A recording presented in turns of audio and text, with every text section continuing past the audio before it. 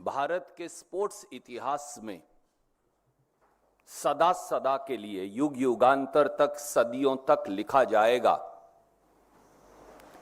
कि हिंदुस्तान की एक ऐसी बेटी विनेश फोगाट, जिसने 7 घंटे में प्री क्वार्टर, क्वार्टर फाइनल और सेमीफाइनल जीतकर इस देश का तिरंगा पेरिस ओलंपिक्स में रेसलिंग के मैदान में ऊपर फहरा दिया। यूवी ससाकी, जो दुनिया की रेसलिंग गोल्ड मेडलिस्ट है, जिसने पिछले 82 बाउट्स में, पिछले 82 बाउट्स में एक बाउट भी नहीं हारा, हिंदुस्तान की बेटी विनेश फोगाट को उसके सामने लाकर खड़ा कर दिया गया और विनेश फोगाट ने क्षणों में खेल के मैदान में, खेल की भावना से उसको हराकर भारत के तिरंगे को लहरा दिया। विनेश फोगाट कुश्ती के मैट पर तो नहीं हारी, पर साजिश के मैट पर हार गई। विनेश फोगाट को स्पोर्ट्स की राजनीति की बलि चढ़ा दिया गया। आज देश के 140 करोड़ से अधिक लोग स्तब्ध हैं। कल 6 अगस्त को सब खुशी मना रहे थे। साधारण से साधारण व्यक्ति को यह लगता था कि उसकी खुद की बेटी जीत गई है। हिंदुस्तान का मान और गौरव गर्व से इतना ऊंचा हो गया था। हां, सत्ताधारी कुछ लोग विनेश फोगाट को मुबारकबाद की ट्वीट करने से भी बच रहे थे।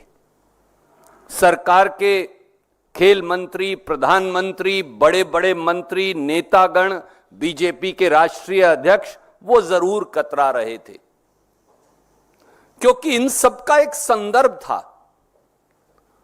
भारत की बेटी विनेश फोगाट ये वही महिला पहलवान है जिसने पूरा साल 2023 में प्रधानमंत्री मोदी जी के चहेते रेसलिंग फेडरेशन ऑफ इंडिया के तत्कालीन अध्यक्ष, बीजेपी के तत्कालीन सांसद बृजभूषण शरण सिंह के खिलाफ शारीरिक, मानसिक यातना के खिलाफ एक बुलंद आवाज उठाई थी देश की खिलाड़ियों, महिला पहलवानों की ओर से। यह वही विनेश फोगाट तो है जिसने इस देश की अन्य महिला पहलवानों और दूसरे पहलवान भाइयों के साथ 140 दिन से अधिक रेसलिंग फेडरेशन ऑफ इंडिया में से गुंडागर्दी, मानसिक और शारीरिक प्रताड़ना के खिलाफ जंतर मंतर पर एक लो जगाई थी, क्रांति की।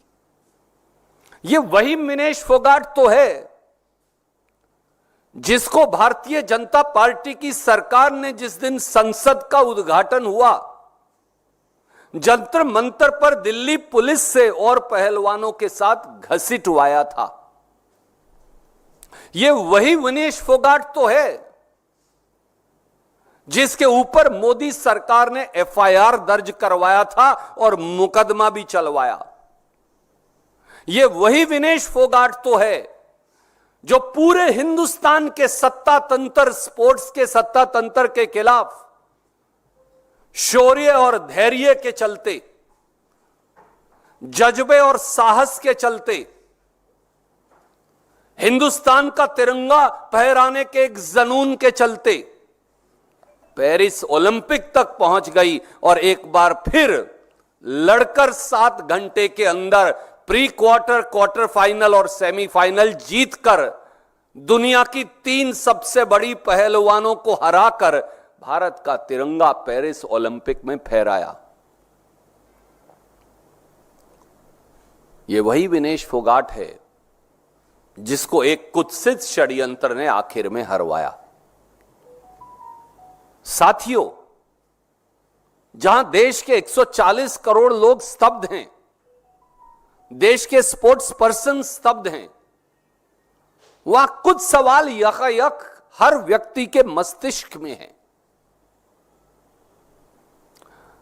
आप मुझे बताइए कि एक ऐसा स्पोर्ट्स पर्सन विनेश फोगाट जैसा, जो तीसरी बार ओलंपिक में हिस्सा ले रहा हो, 2016, 2020 और अब की बार 2024, समकालीन इतिहास में कभी ऐसा नहीं हुआ कि ऐसे स्पोर्ट्स विमेन को या मेन को केवल 100 ग्राम वेट अधिक होने के आधार पर डिस्क्वालीफाई कर दिया गया हो।